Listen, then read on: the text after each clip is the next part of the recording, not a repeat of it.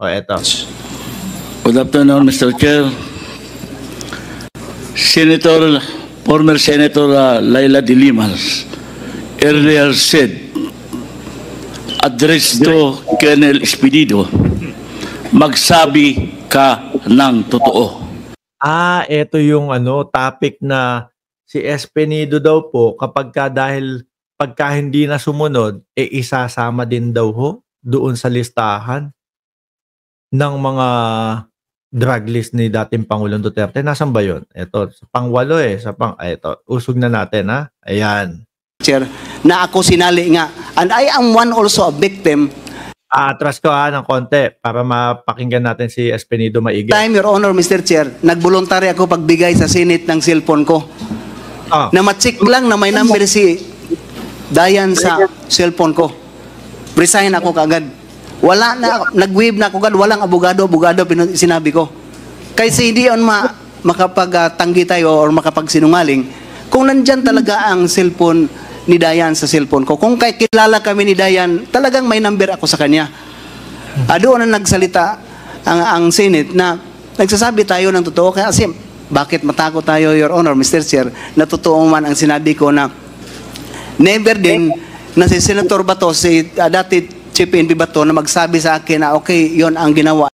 Si Bato, wala talagang plano pumunta sa Congress, tsaka si Bungo. Pero ang plano magkaroon ng kanilang sariling comedy hearing, no? Gawin nyo tatlo para magkakaisa yung testimony.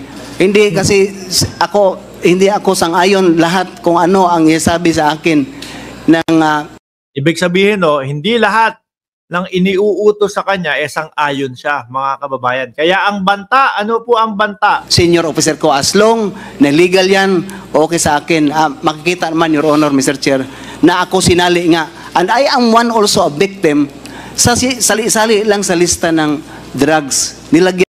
Sali-sali lang. Kumbaga, wala talagang matinding investigasyon. Wala talagang, aralin nga natin lahat nung nandiyan sa listahan kung talagang nasa listahan ng droga yan. Hindi pala lahat. Di ba? Yung iba trip lang. Kagaya ni Jed Mabilog po na dating mayor. Yan pa ng high value target si Espinido. So, kaya ako magsasabi din na siguro yung mga lista hindi totoo yun kasi ako nga biktima. Nandun din yung pangalan niya. Sa mga sinungaling nilagay ni Senator Bato. Thank you, Your Honor, Mr. Chair. Mr. Chair, hindi kaya nilagay yung pangalan mo dahil hindi ka na sumusunod sa gusto nila sa bandang huli? That's one of the reason, Your Honor, Mr. Chair. Biruin mo, kapag hindi ka sumunod doon sa kanilang gusto, sali ka na sa laban kontra droga. Which is, siya po yung isa doon sa mga inuutusan nila dati, Tapos biglang, sige, sasali ka na namin. Ayaw mo sumunod? Pamba-blackmail yun, Ilan po ba ang napatay nyo nung panahon sa War on Drugs? Sa War on Drugs sa Albuera, ni isang namatay sa Albuera. Sa Ozamis, sa 2 taon ko may siyam. Sa 2 taon. Sa Bacolod, never ni isa na namatay sa war against illegal drugs.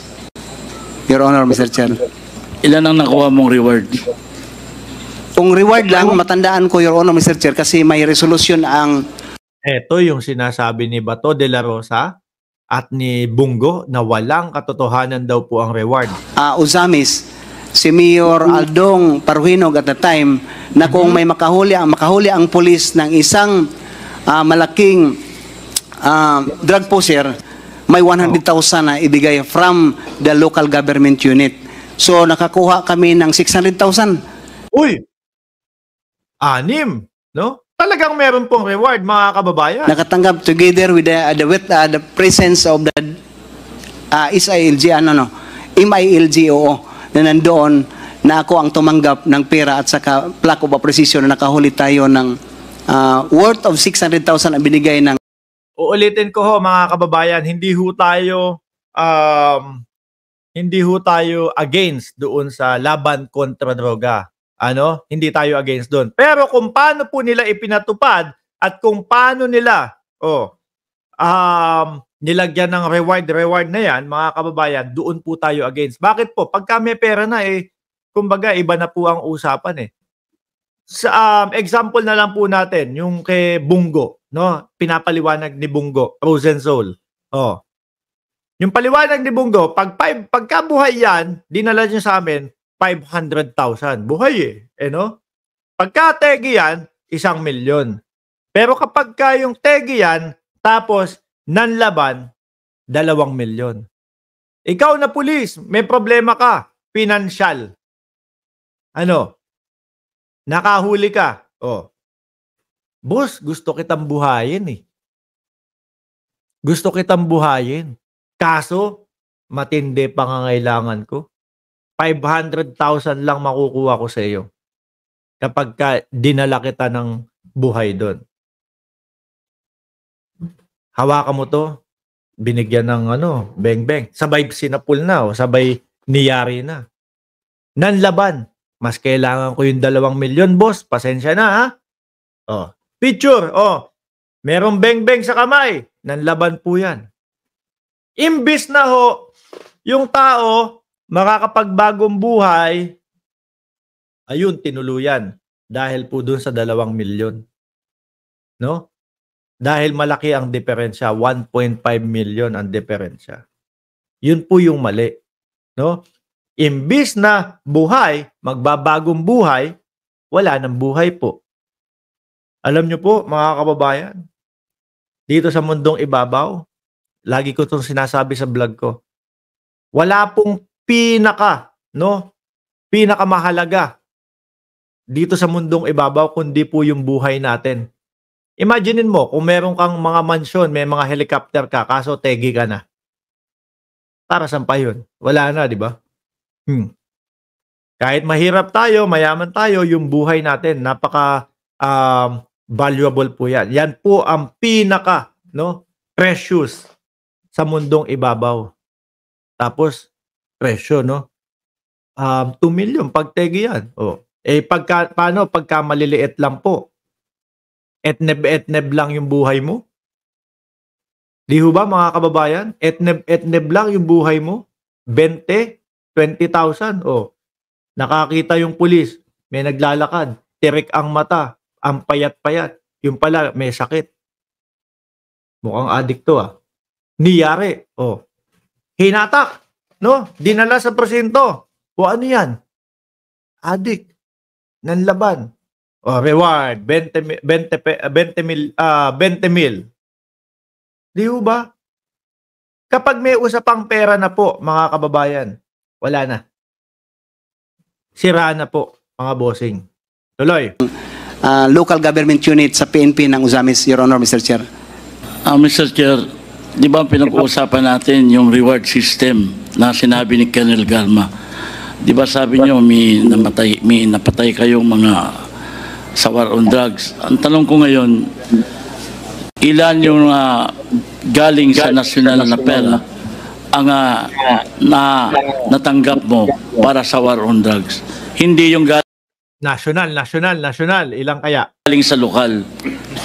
Your Honor, Mr. Chair, siguro sa Uzamis, to tell you the truth, maski tanungin niyo si Sir Bato ngayon kung saan siya, never nakabigay si Senator Bato na sa akin ng 1 piso since sa pag-upo niya nakasama kami. Never. Lalo na yung reward, Your Honor, Mr. Chair, kaya siyempre, sikreto na yun. Bakit hindi ako pagbigyan? Hindi ako binigyan niya ng legal na suporta naman lang. Na pagbigyan ako na, Joby, may pampliti mo na lang ng pang-airplane. Magpunta ako ng Krama, Your Honor, that's the truth. Yun na nangyari. Thank you very much, Mr. Chair. Congressman Teves, your time is up. Thank you. Please wrap up. Sikreto yung sikreto. Kung magkano yung sa national daw po, mga kababayan. Sa panahon lang ni Digong, nag-iba ang ugali ng mga pulis, hindi na mag-protect sa mga sibilyan. Pinagpalit na sa pera. Sabi ni Jorge Endralin, daming yumaman na pulis. Masaya mga Bombay noon, hindi nagtatago mga pulis. Sabi ni Sir Archie Beroya, ginawang hunter mga pulis per head. 1,200 viewers, mga boss chief mo, sir.